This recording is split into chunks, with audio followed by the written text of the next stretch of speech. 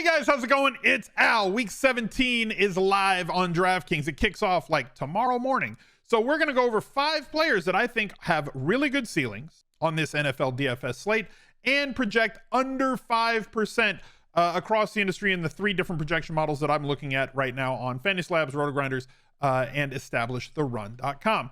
You can look down below and click show more in the description if you're looking for a discount to any one of those sites. The links are all down below in the description. So we're going to take a look at these 5 players that I think you need to consider, because it's always a good idea to get different in GPPs, especially on weeks where like 25-30+% are going to be on chalk plays. Finding ways to get difference in a smart way is always the right way to go in tournaments. So let's try to get contrarian without being stupid. Thank you guys for being here. Drop a like on the video, subscribe to the channel, ring the notifications bell, and leave me a reply down below with somebody that I did not mention that you think. I'll give you 10%. A player that's under 10% that you think has a really good chance of scoring over 25 points on DraftKings this weekend. And let's go. He's a legend.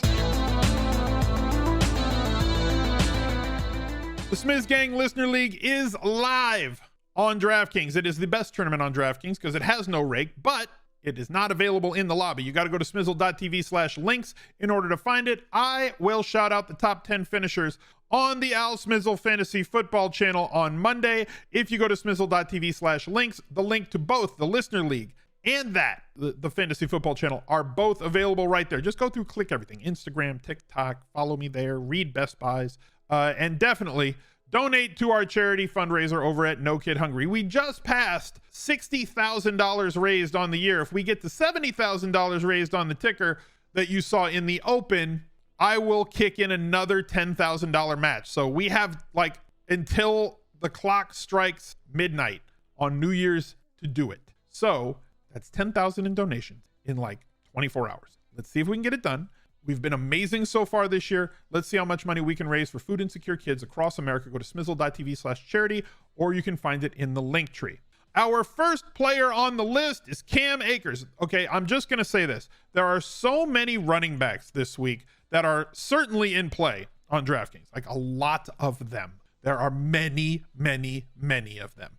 A lot of them are going to be over 20%, like 5 at least are going to be over 20%. Another 5 are going to be over like 15%. It is difficult to get off of that chalk. But one way that we can do it is to play into a player who is getting a lot of snaps, a lot of usage, and ran very effectively against the Denver team last week, ran really well the week before against Green Bay, averaging over 5 yards per carry in both of those games, and now squares off against the Chargers, who cannot help but give up yards to opposing running backs in chunks. So if Cam Akers was to get 15 to 23 opportunities in this game, as I do project him to get, that's targets plus attempts, and he does run the ball effectively. They are a much better offense with Baker Mayfield under center than any of the also ran insurance salesmen who they had after Matt Stafford went down for the year. This offense is a little more dangerous than it was before because there is at least competent quarterback play. And as such, Cam Akers makes for an under 5 play with a 20-point plus ceiling, which could pay off for you this weekend. AJ Dillon is another one. I cannot believe that AJ Dillon is projecting for like 2% played. That will rise if Aaron Jones doesn't play, which right now we don't know. Like we're expecting him to play, but like we don't know how much. And last weekend he didn't play like all that much, but he didn't get the amount of touches that AJ Dillon got, getting 14 opportunities, 14 the week before, 21 the week before that. He has also got 4 touchdowns in 4 straight games with 5 touchdowns over that span, scoring over 20 DraftKings points multiple times over that span as well. So he provides us with that ceiling that we're looking for under 6K, and there's a lot of running backs in that range. I'm like trying to find his snap counts. Like Aaron Jones last week played 25 of 66 snaps. The week before that, 40 of 71 snaps. And the week before that, 25 of 66. If they are not going to play him in full this week, that means that we get Dillon, who last week played 38 of 66 and 45 of 66 against the Chicago Bears. If we can get that increased snap count and increased touch expectation at a really, really, really low percentage this weekend, we have a massive opportunity at ceiling because of the touchdown upside that he brings against Minnesota defense that absolutely can't stop anything. So finding good players who are trending upward in terms of snaps and touches against bad defenses is always going to be a great way to go when you're looking to target players that other people aren't playing in tournaments. And at running back this week, it's easier than most weeks because I said this before recording to the Twitch audience. Look, I don't think that people are actively fading running backs this week as much as there are just so many running back plays to make that guys are falling by the wayside that are projecting actually very well on a point per dollar basis, on a ceiling basis, on a touchdown basis, and a matchup basis. So AJ Dillon fits into that. Brandon Aiyuk, long as Deebo Samuel stays out, Brandon Aiyuk is going to stay on this list. Now, a couple of other weeks, I have suggested that we go with Kittle, but this week Las Vegas is in town and they do not do a good job outside the hash mark. So this could be a Brandon Aiyuk week for us with a ton of people sliding towards Christian McCaffrey, and rightfully so. He's going to get a ton of volume, big touchdown expectation. 9K is not enough for a running back that gets that much volume and is used that much in the passing game. A lot of people heading over to Kittle because of the couple of weeks that he's had, leaving Brandon Aiyuk as just the forgotten man against a defense that does not tackle well and has not done a good job at all outside the hashes at the cornerback. So Brandon Aiyuk coming in right now at 3% gives us an opportunity at a ceiling game here to get us into position to win a tournament if you wanted to take advantage of all the weird stuff happening in Las Vegas right now. Let's head over to Underdog Fantasy. I've got a card made up. I wanted to try and see if I can get a 5-man pick 'em, but I can't. So I've got Cam Akers over 69.5 rushing yards, Aiyuk over 53.5 receiving yards. I'm going to play that for $50. And if you do not have an account over at underdogfantasy.com, you can use my promo code ALSMIZZLE, all one word, ALSMIZZLE, and get up to a $100 deposit bonus on your first deposit to the site if you are a new account. So go check out everything that they have there. It is your home for the best and biggest best ball tournaments. And to any of the viewers who have something live in a puppy or a Pomeranian or the Best Ball Mania 3 in this week, the finals, I wish you all the best of luck to try and take down the huge prizes on top of all their season-long best ball tournaments at Underdog Fantasy. So good luck to you guys. We'll submit this trying to win 3-1 on our $50. That's going to be our card, and let's get back to the rest of the video, and we're going to do that with Jerry Jeudy.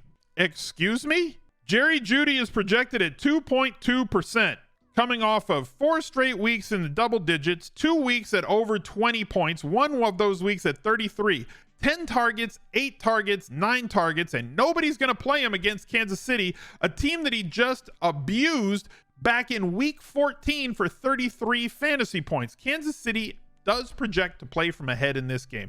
Yes, the Chargers just laid a big egg on the field at SoFi in week 16, but Hackett was fired, and teams do tend to see a little bit of a dead cat bounce when they have that sort of situation. Everybody they circle the wagon, so to speak. Like, every player is going to play to the best of their ability. They know that they are playing for their next contract. Players do not tank. Players do not quit, because if you put bad tape out there, it will cost you tens of thousands, hundreds of thousands, or millions of dollars on your next contract. So these Broncos are going to come out to play this week. I'm not saying that they are going to beat Kansas City. They are projected to lose to Kansas City. It is a big spread in this one, but that bodes well for us, as they should have to drop back more. And Jerry Jeudy does seem like he has started to blossom late in this season, as he has avoided the injury bug that plagued him both last year and earlier in this season.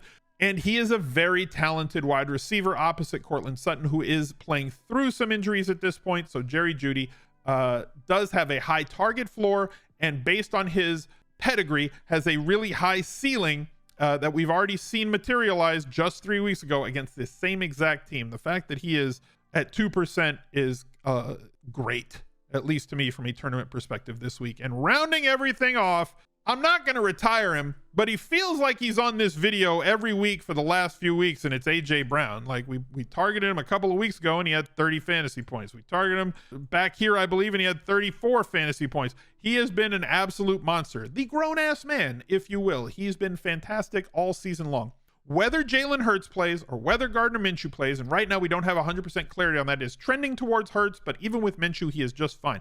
What's holding him back in terms of percentages this week is the salary. The standard roster build right now is going to be to build around 2 and probably 3 running backs. People are not looking to stack these Philadelphia Eagles, and a lot of people are looking to play Miles Sanders, as he does profile as one of the top 5 running backs on the slate, which means that if you want leverage off of that, the easiest way to get it is to say, well, Miles Sanders can have a good game, but AJ Brown is going to be the one scoring the touchdown. So if that does materialize, and we have seen it do that 2 out of the last 4 weeks with 30 plus DraftKings points out of him in those weeks.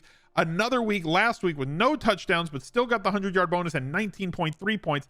It's the salary and standard roster construction that's holding down his percentage this week, projecting at exactly 2% on multiple sites. So not a difficult way this week to get differentiated in tournaments, and kind of a star-studded lineup, if you will, at least in terms of like hype, youth, draft ADP, all of it. Akers, Dillon, Aiyuk, Jeudy, and AJ Brown. I wish you guys the best of luck, and please, if you enjoyed the content throughout the year, please consider going to smizzle.tv/charity and donating to our No Kid Hungry fundraiser. Thank you for everything that you do. Have a safe and happy New Year's Eve. Look out for another video right there. He's a legend.